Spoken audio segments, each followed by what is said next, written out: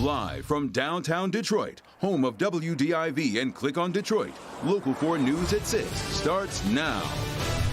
We could have prevented this situation. An angry Chief Craig saying his department may have dropped the ball. And some people are going to be held accountable. The chief says the gunman who killed a Detroit police officer this week shouldn't have been walking the streets. As the department welcomes a new graduating class with one thing in mind. As we get closer to businesses being able to sell recreational marijuana, the state is stopping all sales of marijuana vape products to conduct emergency testing. Also, a Macomb County man sitting in jail right now after $6 million goes missing from his mother's bank account. $6 million. Fred Smith was put in charge of his mother's affairs, and now her lawyers are looking at where all of that money went. Local 4 business editor Rod Maloney joins us live. Rod, it doesn't look like he's getting out anytime soon, huh? No, it doesn't. And in fact, we're at 16 Mile and Groesbeck, where the TNT motorcycle shop used to be. It's been replaced now by a machine shop and a heating and cooling company. And it disappeared in the middle of the night when the rent came due, and Fred Smith didn't have the money for that. And now the attorneys want to know where the rest of the money go. 73-year-old Fred Smith of Utica wore a black leather motorcycle jacket in his mugshot taken last month when he was first ordered to jail. Tonight he remains in the Macomb County Jail because he's not willing to come clean about his mother's money. George Heitman is the attorney for Shelby Smith Steves. We know that from 2005 through 2015, over $6 million passed through his hands, and he has refused to account. Now, you don't go straight to jail for something like this. Probate judges have asked repeatedly over 4 years' time for Smith to provide the numbers. We know that he purchased a motorcycle dealership. What happened to the motorcycle dealership? We know he purchased automobiles, built other homes. What happened to the money? Heitman believes Smith made mystery purchases in 5 states: Florida, Rhode Island, South Dakota, Virginia, and California. He has control of his own destiny. All he had to do was what the law requires him to do, and that is when you serve as a fiduciary, you have to account for the monies in which you've been entrusted. Smith's mother removed him as trustee of her trust and took away his power of attorney 4 years ago now. She's 92, lives here in this Bruce Township house, but is temporarily living in a nearby nursing home because they're renovating the home to accommodate her wheelchair. We need to make certain that her money is well cared for. It's her money, not his money. Now, she is not destitute. There is money coming in from an income property that they own, and so there is money to be had for Mom to live comfortably. We did try and reach out to Fred Smith, somebody, to tell his side of the story, and so far we've not been able to find anybody. He's in jail, and Heitman tells us that he believes that Smith is broke and homeless and doesn't have an attorney. Back to you. God, this is a big deal. $6 million, and it sounds more like a criminal case. What's the possibility of that? Well, it's more than a possibility. It is now a criminal case. Once this came to light, it was brought to the Macomb County Sheriff's Office, and they are investigating. They've confirmed that investigation. They're also looking to the Michigan State Police, considering the dollar numbers that are involved. So we'll see where this all takes us. Clearly, Fred Smith will be back in court, and by then he'll probably have an attorney. We'll be following it. Okay.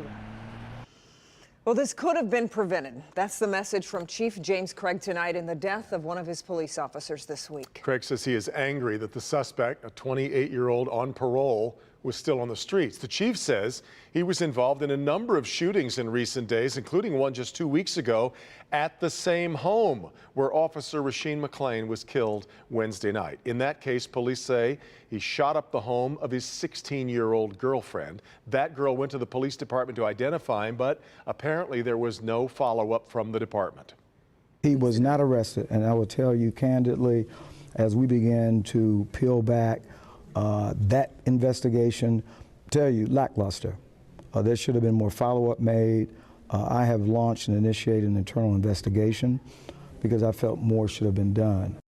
Right now, the suspect is being held on a parole violation. Prosecutor's office just announced it is looking for more information from Detroit police before charging him in the shooting of Officer McClain.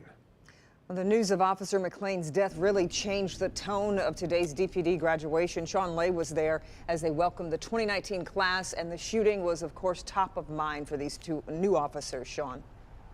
Absolutely. 2 officers shot this week, 1 killed, 1 still in the hospital recovering. Let's take you inside right now, a very emotional ceremony. Whoa! 18 new Detroit police officers graduating today, just 48 hours after Officer Rasheen McClain was shot and killed. Rasheen Welch shares the same first name as the fallen officer. Today, her son Keyshawn, police officer Keyshawn Williams, became an officer. I'm just ecstatic because he wanted to be a police since he was like 4 years old.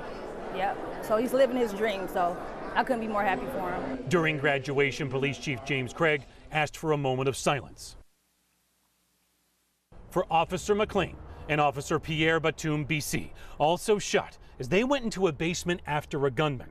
Chief Craig told Local 4 that McClain made a split-second decision to go into that basement. He needed to go in and address this very real danger. The new graduates say they've been well trained and are ready, and they know danger, and at least one knows unspeakable heartache. Graduate Randall Davis stunned the crowd, sharing that as a child in 2006, he witnessed his father kill his mother and then kill himself. On that day, I lost a mother and a father. And on May 28th, I gained 17 brothers and sisters.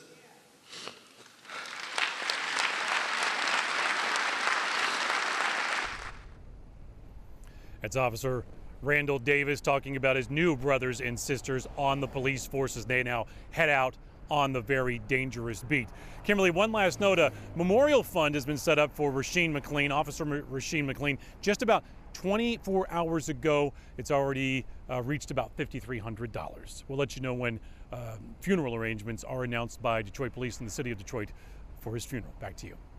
Boy, that was a goosebump-inducing moment there from the graduation ceremony. After the ceremony, the chief updated the condition of Officer Batum BC. What did he have to say? He said there's no change, Devin, in his condition. We learned a little bit more, though, that he was shot in the ankle and should be making a full recovery. Yeah, let's hope so. All right, Sean. An Ann Arbor police officer is on paid leave for allegedly lying. It happened when Detective Michael Alvarez worked in Florida at the Pinellas County Sheriff's Office. He's accused of falsifying information to obtain a search warrant in the case of a suspected child molester. He left Pinellas County in 2017 and began working in Ann Arbor. The Pinellas County Sheriff's Office says what Alvarez did is quote-unquote criminal. An internal investigation has been launched in Ann Arbor. State regulators are temporarily stopping the sale of all marijuana vaping products. The emergency ruling comes a little more than a week, though, before December 1st, and that is the first day that Michigan is going to allow recreational pot to be sold. The ban comes amid this outbreak we've been following of lung injuries linked to vaping. Larry Spruill joins us with the new safety standards the state will now be implementing. Larry? The Marijuana Regulatory Agency passed down some new rules in hopes of addressing some safety issues. I spoke with some local smoke shops today about the new policies. It's a busy Friday afternoon at this BDT Shops and Tobacco store. It's a staple in this Hazel Park neighborhood for 47 years. We carry a lot of vaping type accessories. We carry the vape products, water pipes, we carry papers, incense. You know, we're often considered the old school head shop. But owner Curtis Gore tells me there's one thing his shop does not sell. We do not sell any cannabis at our location. Which may be a good thing for his store, especially after state regulators are temporarily stopping the sale of all marijuana vaping products. This emergency ruling was announced Friday, a little more than a week before December 1st. That's the first day the state will allow recreational pot to be sold. This ban comes after an outbreak of lung injuries linked to vaping. But Gore tells me there's a lot more to this story that people don't realize. It's been the counterfeit products where the additive of acetate and vitamin E has caused kind of the hysteria. Well, I think it's a good thing. Again, patient health has to always be first and foremost. And for the licensed market to continue to make strides in the industry, the illegal, illicit products and the products that are being diverted from other states, they have to be eliminated. Reporting in Hazel Park, Larry Spruill, Local 4. All right, Larry. A chilly start to the weekend. Yeah, be nice to get a little more sun. We saw just a little bit of it. Let's see if that's going to happen here over these next 48 hours. Ben? We are going to get that, Devin and Kim. Tomorrow, at least to start, we'll see quite a bit of it. But tonight, it's the chill that's going to grab your attention. A lot of spots already at freezing or down below. Ann Arbor's at 30 right now, and there's a string of 32s elsewhere. You can see that the winds, even though they're still noticeable out there at about 5 to 7 miles an hour, they are going to continue to relax tonight.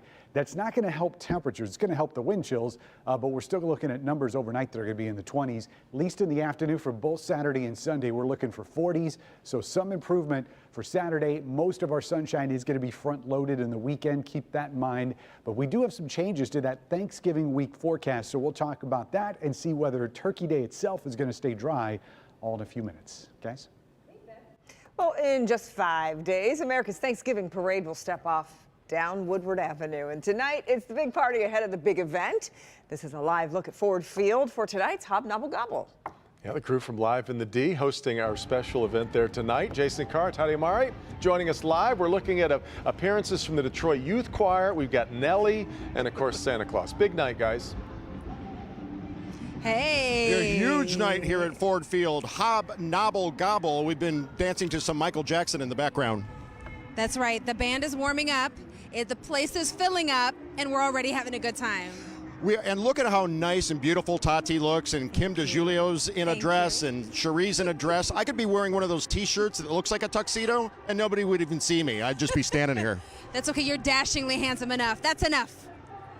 So this event, the Hobnobble Gobble, actually is a big fundraiser for the parade company for America's Thanksgiving Parade, presented by our van. That's right, and we are going to be here live at 8 o'clock on Local 4, giving you all of the good stuff that's going on, interviewing our sponsors, and just having a good time. Right now, we're going to toss it back to you guys. I know you're jealous you're not down here with us. We'll dance and nosh for you. I will be there shortly. You can't get away with this without me there. I'll track you guys down when we get there. Thanks so much. It's a great night. There's so much going on tonight around town. And you guys look great too. We'll check in with you later at 8 o'clock. Thanks, guys. And if you can't be there, again, join Jason, Tati, and our Kim DeJulio is there as well for a live look at all the fun. Our special starts at 8 tonight, right here on Local 4. All right, time for a check of the national stories you'll see ahead at 6:30 on NBC Nightly News. Let's head to New York. Lester Holt standing by with what's coming up tonight. Lester. Not having as much fun as those guys. That looked like a pretty fun event. Anyway, let me tell you what's coming up. An inside look at how UPS is handling big demands this holiday shipping season. Plus, a woman calls 911 to report an assault disguised as a pizza order. Pretty clever. Yeah, I heard this, and I wonder how did that operator know that she was actually in trouble? Yeah, I mean, she sounds like she's ordering a pizza, and you have the wrong number. But the operator picks up on the fact the woman's insistence, and it leads him to believe that she was truly in distress, and they kind of worked out a code. You're going to hear that 911 call when we see you coming up. It's really remarkable. Really is. Yep, that's coming up about 20 minutes from now. Lester, thanks. We'll see you then. Meanwhile, here at 6, still ahead, new concerns for parents about too much YouTube. Why a new study says parents should also be limiting their own screen time. But first, police on high alert after a window peeper spotted in 2 Oakland County communities. We've got that next on Local 4 News at 6.